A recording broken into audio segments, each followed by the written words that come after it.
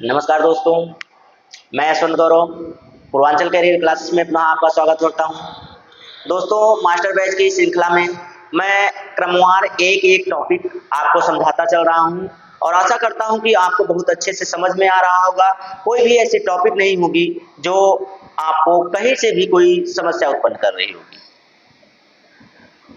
मैं जितना संभव है उतना आपके लिए प्रयास कर रहा हूं दोस्तों, ताकि एक एक नंबर जो आपका होता है, एक प्रश्न, वो आपका कहीं से भी ना छूट पाए। तो चलिए दोस्तों, आज की हमारी टॉपिक क्या होगी। पिछली टॉपिक हमने अभी अभी जो समाप्त किया है वो धातु रूप और शब्द रूप समाप्त किया है। अब जो हम आपको पढ़ाने चल रहे हैं उसका नाम है वाच्य। क्या नाम है दोस्तों? वाच्य। वाच्य देखिए, वाक्यों को जो कहने का तरीका होता है उसी को संस्कृत में वाच्य कहते हैं।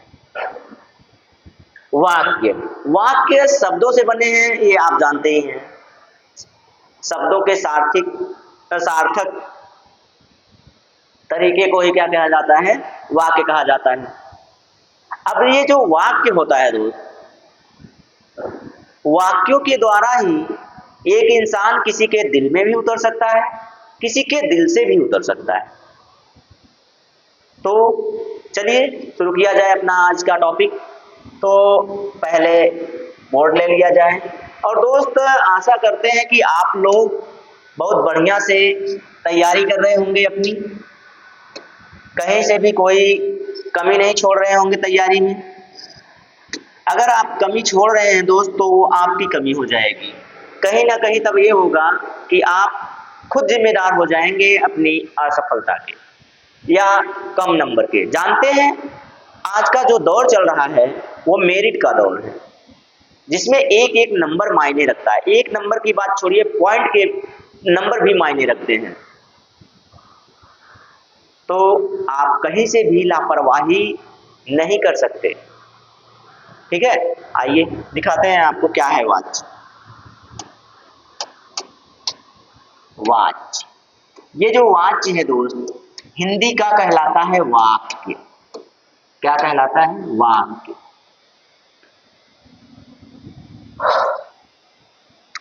दो या दो से अधिक शब्दों के सार्थक व क्रमबद्ध समूह को ही वाक्य कहा जाता है। सार्थक व क्रमबद्ध समूह क्या कहा जाता है? वाक्य कहा जाता है। तो वाक्य को जो कहने का तरीका होता है दोस्तों, उसी को संस्कृत में हम लोग क्या कहते हैं? संस्कृत में उसे ही क्या कहा जाता है? वाच्य कहा जाता है। संस्कृत में उसी को क्या कहा जा रहा है दोस्त? वाच्य कहा जा रहा है। अब ये जो वाच्य है हिंदी में तो अलग तरीके से है। हिंदी के वाक्य को छोड़ दीजिए, आपको संस्कृत में पढ़ना है तो संस्कृत में जो वाक्य है मेरे प्यारे दोस्त, वह आपको मिलेगा 3 प्रकार का। कितने प्रकार का? 3 नहीं है, ये 3 है। ठीक है, चलिए कितने प्रकार का? 3 प्रकार का मिलेगा। ये जो 3 प्रकार है दोस्त, कौन कौन से प्रकार हैं, किस आधार पे बनेंगे, कैसे बनेंगे, तो वो आपके समक्ष में अभी रखूंगा और आप आसानी से उसको समझ सकते हैं। जैसे अब कोई वाक्य होता है उसमें सबसे पहले आपको कर्ता मिलेगा, कर्म मिलेगा और क्रिया मिलेगी। ठीक, कर्ता, कर्म, क्रिया। ठीक, अब इन्हीं तीनों के आधार पर आपके 3 प्रकार के वाक्य मिलेंगे। क्या मिलेंगे दोस्त? 3 प्रकार के वाक्य मिलेंगे। कौन कौन से, वो भी मैं बता दे रहा हूं आपको।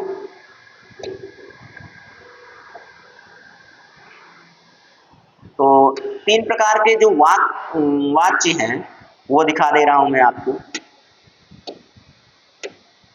पहला जो होगा आपका वो होगा कर्तृवाच्य। कौन सा वाच्य?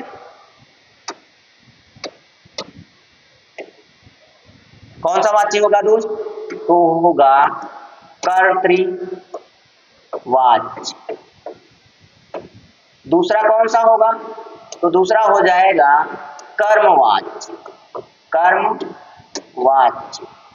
ठीक, उसी तरह से तीसरा क्या हो जाएगा, भाववाची। क्या हो जाएगा, भाववाची। ठीक, मैंने कहा कि दो या दो से अधिक शब्दों के सार्थक व क्रमबद्ध समूह को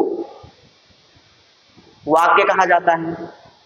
अगर आपके वाक्य का कोई मतलब ही नहीं हो, वह सार्थक ना हो, शब्द सार्थक ना हो और क्रमबद्ध ना हो, क्रम से नहीं हो, तो उनका कोई मतलब नहीं निकलने वाला है। आप कुछ भी लिख के रख दीजिए, उससे कोई फर्क नहीं पड़ने वाला है। अब बताइए, अगर मैं लिख दूं कम जा घर, कम जा घर,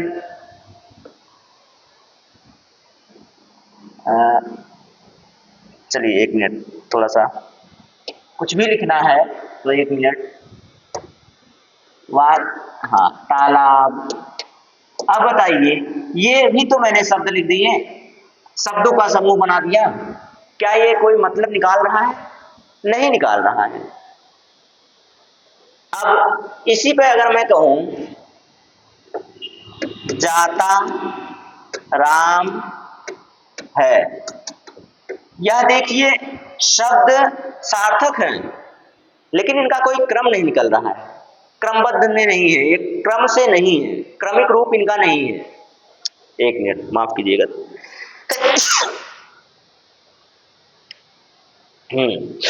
इनका कोई क्रम नहीं है। जब इनका कोई क्रम नहीं है दोस्त, तो इनको वाक्य नहीं माना जा सकता है, इनको वाक्य नहीं माना जा सकता है। ठीक, जब इनको वाक्य नहीं माना जा सकता है तो इनके लिए वही बात मैंने कहा आपको कि क्रम होना जरूरी है, क्रम के साथ साथ सार्थक होना जरूरी है, तभी वाक्य का निर्माण होता है। अब वाक्य का जो निर्माण हुआ, मैंने यह भी बताया कि दोस्त वाक्य ही होते हैं जिनसे कोई इंसान महान बन सकता है, जिनसे कोई इंसान बहुत बुरा भी बन सकता है किसी की नजरों में। अगर आप ये जो अपने सखा सहेलियों से बात करते हैं, उसमें भी आपको देखते हैं कि शब्दों और लहजों में आपके क्या होनी चाहिए, विनम्रता और अच्छाइयां होनी चाहिए। नहीं तो तुरंत बाबू सोना धनिया पुदीना घर छोड़ के चले जाएंगे। आपके पास शब्दों का ज्ञान होना चाहिए, शब्द भंडार होना चाहिए, वाक्य बनाने की शैली होनी चाहिए अच्छी। ठीक है, तो चलिए बहुत ज्यादा इधर उधर की बात ना करें, आए हम अपने टॉपिक पर। टॉपिक आपका समाप्त करते हैं फिर, ताकि आप पहले पेपर पास कीजिए, उसके बाद तो मैं बकवास तो बहुत करता हूँ। बकवास का मतलब कि शब्दों को घुमा फिरा के बोलना, ये सारी चीजें हैं बकवास का मतलब, अन्यथा ना ले जाइएगा। तो जिसे बातूनी कहते हैं, तो वो सारी बातें तो बहुत मैं करता हूं, लेकिन अभी जो करना है आपको, देखिए, तो कर्ता, जिसको आप अंग्रेजी में कहते होंगे सब्जेक्ट, ये जो कर्ता है, यदि यह प्रधान हुआ तो ये बनाता है कर्तृवाच। ये क्या बनाता है आपका, कर्तृवाच। कर्ता जिसमें प्रधान हो उसके अनुसार कर्तृवाची बनता है। जिसमें कर्म प्रधान होगा, जिसमें कर्म की प्रधानता होगी, वह बनाएगा आपका कर्मवाची। बचा एक और क्रिया। क्रिया को जब आप प्रधान मानेंगे, क्रिया को जब आप प्रधान मानेंगे, तब ये वाच्य जो बनता है वो निर्मित होता है आपका भाववाच्य। इन्हीं को पहचान कर आपको तीनों वाच्यों में से एक वाच्य जरूर पूछता है और आपको उसमें से उसका आंसर करना होता है और आसानी से 1 नंबर मिल जाता है। ये बहुत कठिन नहीं है, बस मैं चलता हूं आपको इसको बताने। तो कैसे कैसे इसमें क्या होता है, एक एक नंबर की बढ़िया से हम लोग क्या करेंगे दोस्तों, चर्चा करेंगे। तो आइए फिर से शुरू करते हैं। तो यहाँ पर हमने लिखा वाच्य, क्या लिखा, वाच्य। अब वाच्य मैंने कहा ना कि वाक्य को कहने के तरीके को ही संस्कृत में वाच्य कहा जाता है। वाक्यों को प्रस्तुत करने के तरीके को संस्कृत में वाच्य कहा जाता है। ठीक, इसमें कोई परिभाषा नहीं लेंगे आप, क्योंकि परिभाषा आपसे नहीं पूछेगा, ये वाच्य है, वाच्य में परिभाषा नहीं पूछेगा। और मैंने बताया आपको कि ये 3 प्रकार के होते हैं संस्कृत में। संस्कृत में कितने प्रकार के होते हैं ये? तो ये आपके संस्कृत में 3 प्रकार के होते हैं। ठीक, पहला प्रकार मैं आपके सामने रखूं तो अभी मैंने बताया था कर्तृवाच्य। क्या बताया मैंने? कर्तृवाच्य पहला वाच्य है। दूसरा वाच्य मैंने आपको बताया क्या? कर्मवाच्य, कर्मवाच्य। ठीक, तीसरा वाच्य भी मैंने आपको बताया, बहुत ही महत्वपूर्ण है दोस्तों आपके लिए, भाववाच्य। 1 नंबर तो यहां से आता ही आता है, भाववाच्य। ठीक, भाववाच्य। तो 3 प्रकार के वाच्य हैं। तीनों प्रकार के वाच्य में मैं बारी बारी से एक एक का गुण जो होता है, नियम जो होते हैं, उनको बताते चल रहा हूं ताकि आपको समझ में आ जाए। ठीक है, चलिए आइए दिखाता हूं मैं आपको कि पहला वाच्य क्या है। चलिए, तो किस वाच्य पर हम चर्चा करेंगे? अब हम जो चर्चा करेंगे वो करेंगे आपके कर्तृवाच्य के। कर्तृवाच्य, कर्तृ मतलब क्या होता है दोस्त? कर्ता। अभी मैंने कहा ना, कर्ता के आधार पर होता है, इसी को मूल मानकर, इसी को बेस मानकर ही इसमें क्या किया जाता है, इसी को प्रधान मान के, कर्ता को प्रधान मान के इसमें सारे नियम दिए जाते हैं। ठीक, तो अब देखिए इसमें जो नियम होते हैं उसको देख लीजिए आप। तो इसमें आप देखेंगे तो क्या होता है, सबसे पहले इसमें कर्ता प्रधान होता है। कर्ता क्या होता है? प्रधान होता है, कर्ता प्रधान होता है। दूसरी बात कर लें हम,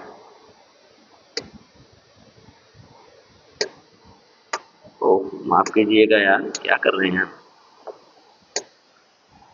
ये क्या है? हम भी थोड़ी सी मस्ती कर लें। चलिए, अच्छा इसे हटा दे रहे हैं। ये क्या हुआ भाई, हट क्यों नहीं रहा है ये?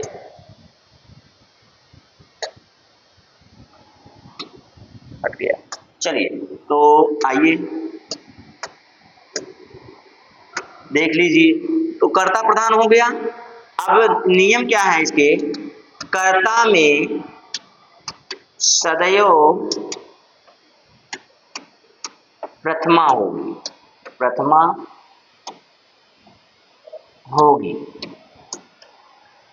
ठीक, कर्ता में सदैव प्रथमा होगी। प्रथमा का मतलब प्रथमा विभक्ति। ठीक है, विभक्ति से अनुसार होता है। चलिए, उसके बाद देखेंगे कर्म में द्वितीया विभक्ति होती है। ठीक, नियम बता रहे हैं आपको कि कैसे कर्तृवाच्य आप पहचानेंगे और कर्तृवाच्य बनाना हुआ तो कैसे बनाएंगे आप। ये हो गया तीसरा नियम हो गया। चौथा इसी में मैं बता दूं आपको, तो इसमें क्या होता है कि क्रिया का पुरुष व वचन सब कर्ता के अनुसार होता है। किसके अनुसार होता है? कर्ता के अनुसार होता है। यानी कि कर्ता यदि प्रथम पुरुष का है तो क्रिया भी प्रथम पुरुष के एक वचन की ही लगेगी। प्रथम पुरुष के एक वचन का कर्ता है तो एक वचन की क्रिया, द्विवचन का है तो द्विवचन का कर्ता, अगर द्विवचन का है तो क्रिया भी द्विवचन की लगेगी। उसी तरह से कर्ता यदि बहुवचन में है तो क्रिया भी बहुवचन की ही प्रयोग होगी। ये आपके कर्तृवाच्य का नियम है। ठीक है, तो ये सारे नियम आप अगर जानते हैं तो आपको पहचानने में कभी कोई दिक्कत नहीं होने वाली है। और आइए मैं दिखा देता हूं एक जैसे मैं इसे थोड़ा सा छोटा करना चाहूंगा, 1 मिनट, ठीक, और आपको दिखाना चाहूंगा। ये नियम आपको दिखने चाहिए, सभी नियम दिख रहे हैं ना। अब मैं आपको यहाँ जैसे करके उदाहरण दे दूं। जैसे की बात करूं मैं तो देख लीजिए, जैसे रामः गृहं गच्छति, ये आपका क्या हो जाएगा, कर्तृवाच्य हो जाएगा, कर्तृवाच्य हो जाएगा। कैसे, अब मैं बताऊंगा आपको, सारे नियम आप देखिए, कर्ता प्रधान होता है इसमें। कर्ता प्रधान का मतलब होता है कि कर्ता के ही अनुसार सारी क्रियाएं इसमें दिखेंगी। रामः गृहं गच्छति, राम घर जाता है, घर जाने का कार्य हो रहा है इसमें। कौन जा रहा है घर, राम। कौन जा रहा है, राम जा रहा है। इसका मतलब है कि राम क्या कर रहा है, राम यहाँ पे कर्ता हुआ। अब कर्ता इसमें किस में होने चाहिए, प्रथमा में होने चाहिए। प्रथमा विभक्ति, कौन सी विभक्ति होनी चाहिए, प्रथमा विभक्ति। प्रथमा विभक्ति है और किसमें है, एक वचन में है। किसमें है, एक वचन में है, ठीक, प्रथमा एक वचन में है। तो आप ध्यान से देखिए ना, राम जब शुरू करते हैं राम का, मैंने इसीलिए आपको बहुत बढ़िया से पढ़ाया था कि रूप आप शब्द रूप और धातु रूप याद कर लीजिएगा, इसीलिए मैंने कहा था। ये देखिए, अब इसी के अनुसार मैंने अभी कहा कि कर्म किसमें होगा, कर्म द्वितीया विभक्ति में होगा, द्वितीया, ठीक है, द्वितीया विभक्ति में होगा। कर्म द्वितीय विभक्ति में है कि नहीं है, ध्यान दीजिए। तो कर्ता प्रधान ये तो हो ही गया, कर्ता प्रधान है ही। उसके बाद कर्ता में सदैव प्रथमा होगा। देखिए प्रथमा है, एक वचन है, एक वचन है तो एक वचन प्रथम सदैव की बात नहीं करेगा। ये सदैव का मतलब ये किसी भी वचन में हो सकता है, ठीक। उसके साथ द्वितीया में, देखिए कर्म द्वितीया में होगा तो द्वितीया में है। उसके बाद मैंने क्या कहा, क्रिया, क्रिया यानी कि जो धातु होती है, क्रिया का मतलब धातु। अब ये जो धातु है, धातु, अब देखिए पुरुष और वचन इसका किसके अनुसार, कर्ता के अनुसार। गच्छति, गच्छति क्या है दोस्त, तो गच्छति प्रथम पुरुष एक वचन का, किसमें लगा हुआ है, देखिए गच्छति वर्तमान काल का है, गच्छति पहला ही शब्द है, एक वचन का है। तो देखिए कर्ता भी एक वचन का, क्रिया भी एक वचन की, इसी के अनुसार प्रयोग होता है, इसलिए इसको कहा जाता है कर्तृवाच्य। इसमें आपको कोई दिक्कत नहीं होती है। इसमें मैं सीधा सीधा आपको बता दूं तो जो आपका अनुवाद होता है, जो आपका संस्कृत अनुवाद होता है ना, सिंपल अनुवाद जो आपका होता है वो किस में हो जाता है, कर्तृवाच्य में हो जाएगा। जो आप सिंपल अनुवाद करते हैं वाक्यों का, वही आपका कर्तृवाच्य दिखाएगा, ठीक है। ये हो गया आपका, उसी तरह से आप बनाना चाहेंगे तो नोट कर लीजिए जल्दी से, या स्क्रीनशॉट ले लीजिए। उसके बाद मैं चलता हूं अगले वाले कर्मवाच्य पे चलूंगा उसके बाद। चलिए इसे कर लीजिए।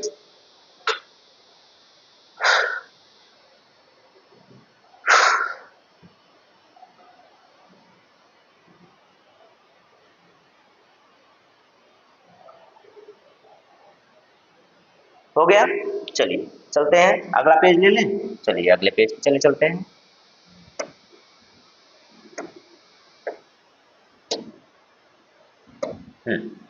आइए, कर्तृवाच्य हो गया, फिर बात करते हैं कर्मवाच्य की। कर्मवाच्य यानी कि भाई मैंने पहले बताया कि जो जिस वाच्य में होंगे वही प्रधान होगा। कर्तृवाच्य कर्ता प्रधान, कर्मवाच्य कर्म प्रधान। तो इसमें नियम देखेंगे आप तो इसमें क्या होगा, कर्म प्रधान होगा। कर्म क्या होगा, प्रधान होगा। और जो प्रधान होगा उसमें सदैव प्रथमा होगा। उसमें सदैव क्या होगी, उसमें सदैव प्रथमा होगी। तो अब इसमें क्या होगा, कर्म में प्रथमा होगा, कर्म में प्रथमा होगी। प्रथमा का मतलब प्रथम विभक्ति, प्रथम विभक्ति, ठीक है, प्रथमा होती है, ठीक। दूसरा नियम की बात, दूसरे की बात करें तो कर्म तो हो गया, कर्ता की भी बात कर ले, कर्ता भी तो रहेगा इसमें। कर्ता सदैव सदैव तृतीया विभक्ति में होगा, तृतीया विभक्ति में होगा। ठीक होगा, तृतीय विभक्ति में होगा। उसी तरह से और अगले नियम की बात करें तो अगला नियम क्या होगा मेरे प्यारे दोस्त, तो इसमें आप देखेंगे क्रिया, तीन ही की तो बात की जा रही है, इसमें कर्म की बात की जा रही है, कर्ता की बात की जा रही है और क्रिया की बात की जा रही है, तीन की बात की जा रही है, तीनों का नियम आप याद रखेंगे। क्रिया, अब ये बताइए जब कर्मवाच्य है तो क्रिया भी तो कर्म के अनुसार चलनी चाहिए, तो कर्म के अनुसार चलेगी, तो क्रिया किसके अनुसार होगी, कर्म के अनुसार, कर्म के अनुसार होती है। लेकिन इसमें एक बढ़िया सा नियम होता है कि जब आपका जो कर्मवाच्य होता है उसमें जो क्रिया होती है ना, उसकी धातु में यते प्रत्यय, उसकी मूल धातु में, उसकी, एक मिनट,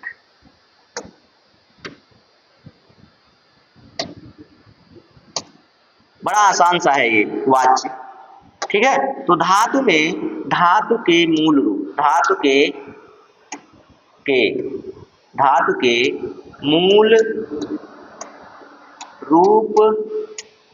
रूप में यते, कौन सा प्रत्यय, यते प्रत्यय जोड़ देते हैं, जोड़ते हैं या जोड़ देते हैं, चलिए जोड़ देते हैं। तो इतना नियम आप याद रखिए, अभी मैं आपको दिखा दे रहा हूं कि कैसे ये भी होगा, ठीक है। ये आप नोट कीजिए, पहले इतना नोट कीजिएगा,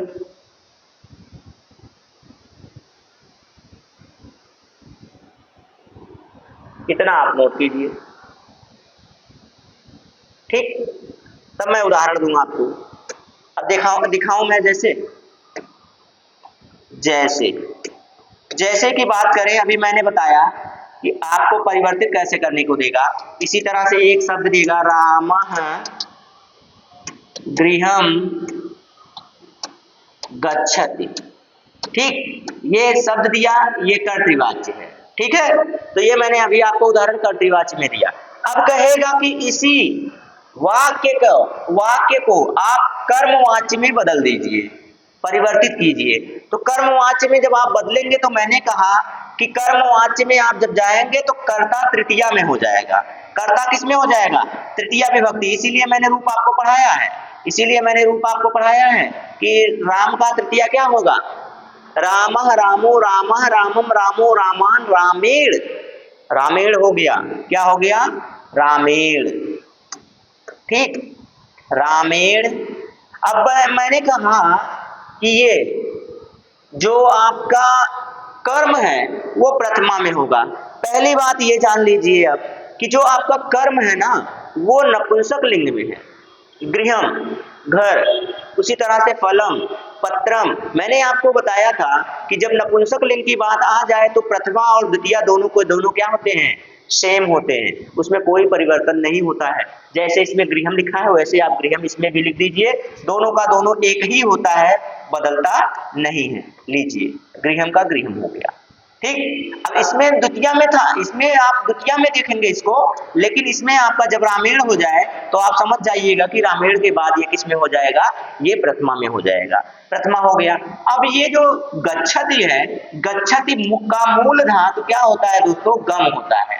अब गम में आप लोग मत पड़ जाइएगा, आप लोगों का गम वो जो आप लोग प्यार में धोखा पाके गम पाते हैं वो वाला गम नहीं है, प्यार में धोखा वाला गम नहीं है, ये गम धातु है। गम धातु का मतलब यहाँ जाने से अर्थ लगाया जाता है, ठीक है। गम देके चली गई तो वो छोड़ दीजिए, यहाँ गम देके जाने की बात नहीं, यहाँ सिर्फ जाने की बात, कहीं जाने की बात है, यहाँ घर जाने की बात है। गम धातु में आप क्या करेंगे कि यते प्रत्यय जोड़ देंगे। मैंने क्या कहा कि आप क्रिया के मूल रूप में यते प्रत्यय जोड़ देंगे, यते प्रत्यय आप जोड़िए इसमें, तो क्या बन जाता है, क्या बन के आएगा दोस्त, तो गम्यते बन के आएगा। क्या बन के आएगा, गम्यते, गम्यते बन गया। और ये प्रश्नवाचक क्यों लगा रहे हैं, हाँ, गम्यते बन गया और ये रहा आपका कर्मवाच्य तैयार। कर्मवाच्य आपका क्या हो गया, तैयार हो गया। कर्तृवाच्य से कर्मवाच्य में हमने बदल के आपको दिखा दिया, आप नोट कर लीजिए पूरा। उसके बाद फिर एक और है भी भाववाच्य, उसको भी बता देते हैं, फिर आगे चलते हैं, नोट कीजिए, ठीक। तब मैं आपको उदाहरण और बढ़िया से नियम उसके बताता हूं।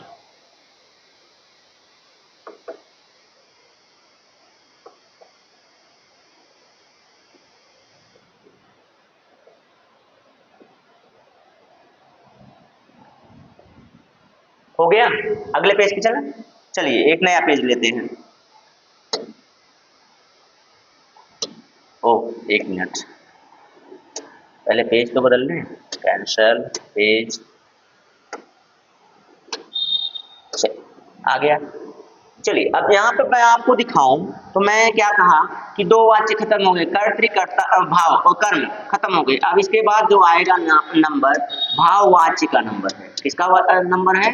भाववाच्य का। ठीक, लीजिए भाववाच्य। भाव का मतलब क्या होता है?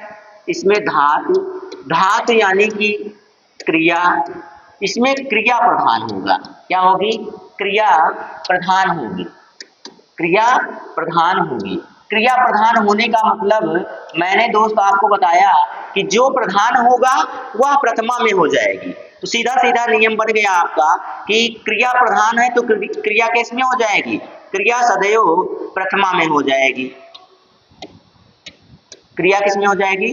प्रथम पुरुष एक वचन में हो जाएगी। प्रथम पुरुष एक वचन में। अब यहाँ पे प्रथमा का मतलब ये विभक्ति में तो चलेगा नहीं, तो ये क्या हो जाएगा? ये हो जाएगी आपकी प्रथम पुरुष एक वचन। प्रथम पुरुष एक वचन में प्रयोग होगी। ठीक, ये हो गया, प्रथम पुरुष एक वचन में होगी। और सीधी सीधी बात है, सीधी बात करें तो जो क्रिया है यानी कि धातु, क्रिया यानी कि धातु के मूल रूप, अभी जो मैंने कर्म बताया, मूल रूप में यते प्रत्यय से, यते प्रत्यय, प्रत्यय के योग से ही बनेगा, योग से बनाया जाता है। ठीक, ये हो गया। अब इसके बाद की बात करें, देखिए बहुत ज्यादा टॉपिक है नहीं इसमें, थोड़ी सी टॉपिक है। मैं सोच रहा हूँ कि एक ही क्लास में समाप्त कर दूं, इसलिए मैं थोड़ा सा जल्दी जल्दी निकल रहा हूँ, आपको बहुत ज्यादा समझाने। अब इसमें समझने वाली क्या बात है? समझने लायक कोई बात ही नहीं। बस 3 नियम है, तीनों नियम जानते रहिए। बहुत कम पूछता है आपको भाववाच्य, पूछता है आपको कर्मवाच्य और कर्तृवाच्य है। कर्म कभी कभी कर्तृवाच्य से कर्म में कह देता है, कभी कर्मवाच्य से कर्तृ में कह देता है। बस इतना ही पहचानना है आपको। तो मैं नियम बता दे रहा हूँ, बाकी आपको किसी भी पेपर में कोई समस्या नहीं होने वाली। चलिए, तो धातु हो गया। अब इसमें कर्म की बात करें तो यह कर्म रहित होता है, कर्म रहित, हाँ रहित होता है। यानी कि जो क्रिया होती है अकर्मक क्रिया का प्रयोग होता है इसमें। अकर्मक क्रिया, अकर्मक क्रिया का मतलब जिसमें कर्म ना हो। कर्म रहित का मतलब कर्म नहीं होना, कर्म नहीं होता है, नहीं होता है। ऐसी क्रिया होगी जो कर्म लेते ही नहीं आएगी। जैसे राम जाता है, राम कहाँ जाता है? आपको उससे पूछिए तो उत्तर मिल जाए। राम जाता है, कहाँ जाता है? घर जाता है। राम पढ़ता है, क्या पढ़ता है? पुस्तक पढ़ता है। राम खाता है, क्या खाता है? खाना खाता है। राम पीता है, क्या पीता है? पानी पीता है, दूध पीता है, शराब पीता है, कुछ भी पीता है, पीता है। मतलब इसमें आप क्या कहाँ करके पूछेंगे तो उत्तर मिल जाएगा। लेकिन जब अकर्मक की बात आती है, अकर्मक की बात आती है दोस्त, तो आप उससे पूछ नहीं सकते सवाल। जैसे राम हंसता है, राम हंसता है, आप पूछ पाएंगे कि राम क्या हंसता है? नहीं है। तो यानी अकर्मक का यही मतलब होता है, उसमें कर्म नहीं होगा, उसमें कर्म नहीं होगा। जब कर्म होगा नहीं तो कर्म की बात ही क्यों करेंगे? बस इतना सा नियम जानना है कि जो ये आपका भाववाच्य है, भाववाच्य है, इसमें कर्म होता ही नहीं है। जब कर्म होता ही नहीं है मेरे दोस्त, तो कर्म की चर्चा ही क्यों करें? बस ये 2 नियम याद रख लीजिए। अब इसमें देख लीजिए, क्रिया प्रथम पुरुष एक वचन में होती है और धातु के मूल रूप में यते प्रत्यय का योग होता है। का क्या होता है? योग होता, योग से बनता है। अच्छा, तो ये बात है। ये बात का मतलब मुझे क्या याद आया, मैंने कर्ता तो बताया ही नहीं कि इसमें कर्ता किस रूप में रहेगा। तो इसमें जो मेरे प्यारे दोस्त कर्ता होगा, इसमें जो कर्ता होगा ना, कर्ता किसमें होगा?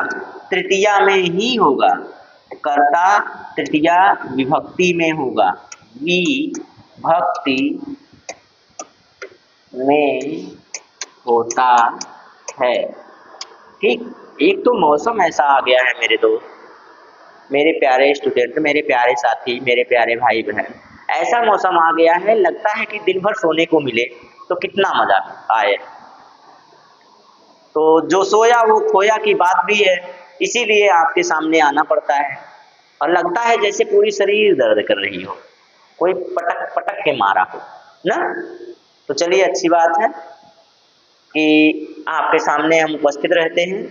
अब चाहे जो परिस्थितियां हो, उसे कोई फर्क नहीं पड़ता है। तो देखिए, कर्ता तृतीया में रहेगा। कर्ता किसमें होगा? तृतीया में होगा। और क्रिया में क्या करेंगे? यते प्रत्यय लगाकर जोड़ देंगे और अकर्मक क्रिया होगी। अकर्मक क्रिया होगी, बस इतना जानते रहिएगा। अकर्मक क्रिया होगी तो साथ में आपके कर्म होगा ही नहीं, कर्म की बात ही नहीं करेंगे इसमें। ठीक है, तो चलिए, जब इतनी बातें हो गई तो पहले इसे आप नोट कीजिए, उसके बाद मैं आपको कुछ कर्ता बता दूं, जो कर्ता होते हैं किसमें परिवर्तित होते हैं, उसके बाद मैं आपको कुछ धातुएं बता दूं कैसे परिवर्तित होते हैं। ठीक, चलिए।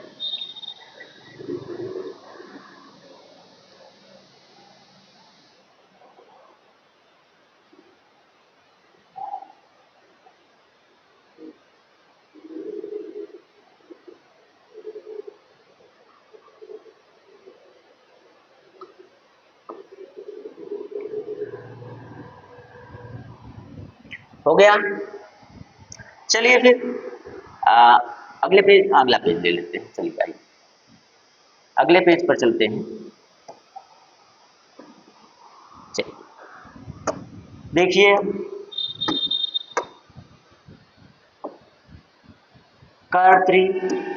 कर्तृवाच्य का कर्ता, कर्तृवाच्य का कर्ता, उसके बाद होगा कर्मवाच्य का कर्ता। कर्मवाच्य का कर्ता, ठीक। कर्तृवाच्य का कर्ता, कर्मवाच्य का कर्ता, यानी कि जब वाच्य कर्तृवाच्य में होगा तो उसका कर्ता कैसे होगा? कर्ता कैसे रहेगा? और जब वही कर्मवाच्य में चला जाएगा तो उसका कर्ता कैसे हो जाएगा? ठीक है, तो अब देखिए मैं आपको दिखाता हूं कि जब ये कर्तृवाच्य में कर्ता, जैसे सह हुआ, क्या हो गया? सह, सा, कह, का, ठीक, ऐसा, ऐसा, और उसी तरह से आपको मिल जाए कि स हो गया,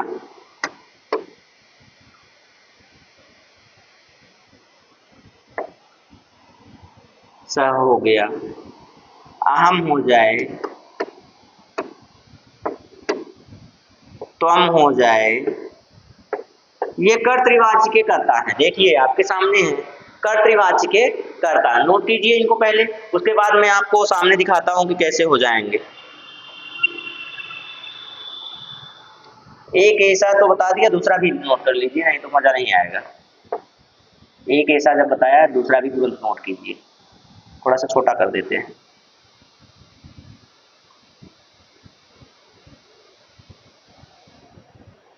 आप यहीं रहिए, ठीक है।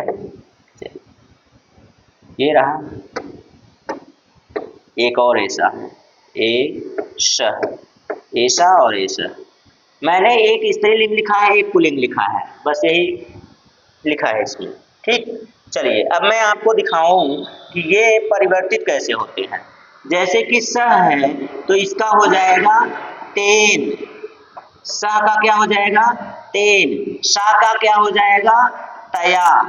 सा का क्या हो जाएगा? तया। कह का क्या हो जाएगा? केन। और का क्या हो जाएगा, कया। ठीक, उसी तरह से ऐसा का क्या हो जाएगा, एतया, एतया। और उसी तरह से अहम का क्या हो जाएगा, मया।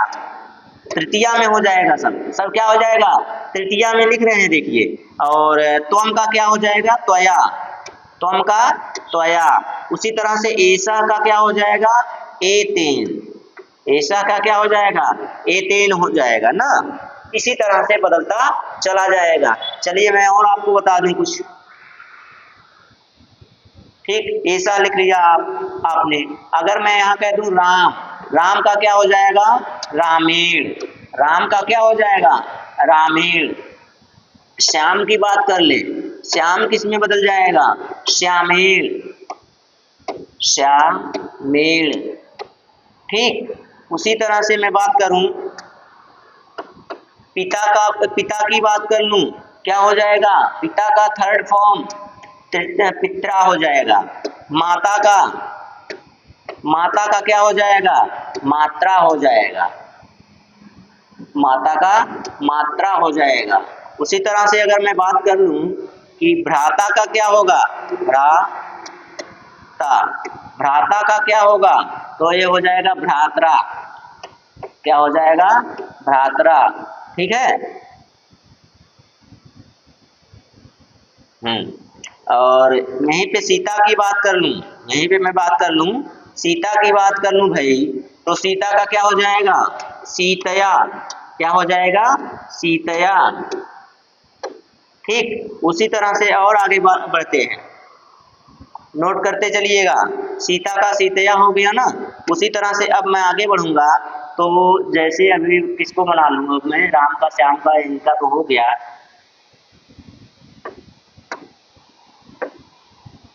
इनका तो हो गया सब। हरि की बात करूं, हरि की बात कर लूं, क्या हो जाएगा, हरिड़ा हो जाएगा ना, हरिड़ा हो जाएगा।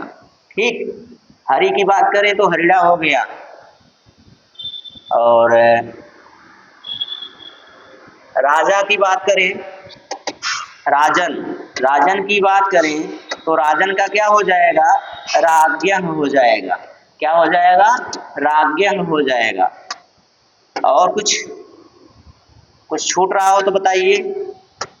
चलिए, अच्छा इतना नोट कीजिए पहले आप लोग, हाँ इतना नोट कीजिए। ऊपर तो लिख चुके थे ना, हाँ राम से लिखिए, राम के, राम से लिखिए, आप इतना लिखिए पहले, उसके बाद मैं बताता हूँ आपका क्या होगा।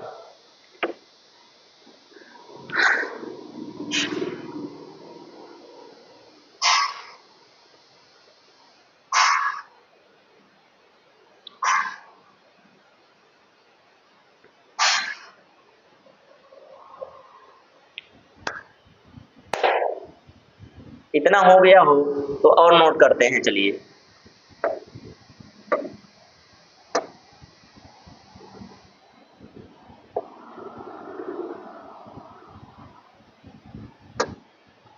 बालक का क्या होगा, बालक का क्या हो जाएगा, बालका का क्या होगा, तो बालकेन हो जाएगा, बालकेन ना। उसी तरह से अगर मैं कहूं युवती का क्या होगा, तो युवती का क्या हो जाएगा दोस्त, युवत्या हो जाएगा, युवत्या, युवत्या। ठीक, युवत्या हो जाएगा ना, युवत्या। और उसी तरह से और बात कर ले कुछ, बालिका की बात कर ले, बालिका। ठीक, अरे जैसे बालक का हो गया वैसे सीता का हो जाता है, वैसे इसका भी हो जाता, सीतया था, इसका क्या हो जाएगा, बालिकया हो जाएगा, क्या हो जाएगा, बालिकया हो जाएगा ना। ये हो गया। चलिए, तो इतना तो बहुत हो गया, कुछ और, हाँ अभी देख लीजिए। सर्व की बात करें, सर्वह की बात कर लें, सर्वह की बात करेंगे तो क्या हो जाएगा, सर्वेण हो जाएगा, सर्वेण हो जाएगा ना। उसी तरह से सर्वा की बात कर लें, सर्वा, स्त्रीलिंग की बात कर लेना, सर्वा, स्त्रीलिंग की बात करेंगे तो क्या हो जाएगा, सर्वया हो जाएगा। स्त्रीलिंग में या जुड़ जाता है और उसमें एन जुड़ जाता है, पुल्लिंग में एन जुड़ जाएगा। दोनों में यही अंतर है, बस कोई अंतर नहीं है। अब मैं आपको इसका ट्रिक बता दूं अगर, तो ट्रिक की बात करें तो जब स्त्रीलिंग की बात करेगा, जब किसकी बात करेगा, स्त्रीलिंग की बात करेगा ना, कर्ता स्त्रीलिंग की बात करेगा तो उसमें आप या जोड़ दीजिए पीछे, तया ज्यादातर क्या हो जाएगा, या जोड़ दीजिए ना, या हो जाएगा। और जब वहीं पे पुल्लिंग की बात करेंगे ना, आप देखिए सब में या जुड़ा हुआ है, जिसमें भी स्त्रीलिंग की बात होगा उसमें या जुड़ा होगा। ठीक उसी तरह से जब पुल्लिंग की बात कर लें, पुल्लिंग की बात करेंगे तो एन जुड़ जाएगा। क्या जुड़ जाएगा, ये जुड़ के आ जाता है आपका, जैसे बालकेन, ये एन जुड़ के आ जाता है ना, एन या एड़ जुड़ जाता है, एड़ या एन जुड़ जाता है, तो आपको यही देखने को मिलेगा। बालकेन, देखिए बालकेन है ना, एन जुड़ के मिला, रामेड़ एड़ जुड़ के मिला था। ठीक है, अगर मैं गुरु की बात कर लूं यहीं पे, जैसे देख लीजिए अभी गुरु मैंने नहीं लिखा है आपके सामने, गुरु की बात करूंगा, गुरु गुरु गुरुड़ा गुरु, ये देखिए गुरुड़ा हो जाएगा, इसका क्या हो जाएगा, गुरुड़ा हो जाएगा। साधु, साधु की बात कर ले तो साधु, साधु की बात करेंगे तो ये साधुना हो जाएगा। अब ये सब आपको याद करने की बात है तो याद कर लीजिए, नहीं याद करने, सर्पा की बात कर लें तो क्या हो जाएगा, सरपेड़ हो जाएगा, सरपेड़, ठीक सरपेड़ हो जाएगा। बहुत आसान सा है, बहुत ज्यादा थोड़ी है। आपको ट्रिक समझ में आना चाहिए कि ये स्त्रीलिंग है या पुल्लिंग है, स्त्रीलिंग है या पुल्लिंग है। स्त्रीलिंग या पुल्लिंग जब आप समझ जाएंगे तो आपको आसानी से समझ में आ जाएगा। ठीक है, तो आज के लिए इतना ही छोड़ दें। धातु और इसका उदाहरण ढेर सारा हम कल आपको बता देते हैं और समझा भी देते हैं बढ़िया से। 2 दिन का रहेगा तो बड़े अच्छे से आपको समझ में आएगा, एक एक दिन छोटी छोटी टॉपिक 2 दिन में समझ में आ जाएगा। चलिए ठीक है, आशा करते हैं आपको बड़े अच्छे से समझ में आया होगा जो भी चीज हम समझाना चाह रहे हैं। अगर नहीं आप देखे हैं, बढ़िया से नहीं समझ में आए तो एक बार रिपीट कर लीजिए, बहुत ज्यादा इसमें कुछ है नहीं, छोटी सी टॉपिक है, बहुत ज्यादा है नहीं, 1 नंबर आपको कंफर्म देके जाती है, चाहे वो आपका सीटेट हो, चाहे यूपी टेट हो, चाहे आपका सुपर टेट हो, चाहे कोई भी आपका अदर शिक्षक भर्ती हो। ठीक है, अब यूपी टेट की बात नहीं करें, किसी भी टेट की बात कर ले, किसी भी स्टेट की टेट की बात करें तो सब में ये आता है। तो दोस्तों सेशन कैसा लगा, अच्छा लगा हो तो कमेंट जरूर कीजिएगा, और अगर चैनल पर नए हैं तो चैनल को सब्सक्राइब कर लीजिए, अपने दोस्तों में शेयर कर दीजिए और एक प्यारा सा लाइक कर दीजिएगा दोस्तों। बस आज के लिए इतना ही, थैंक यू, जय हिंद।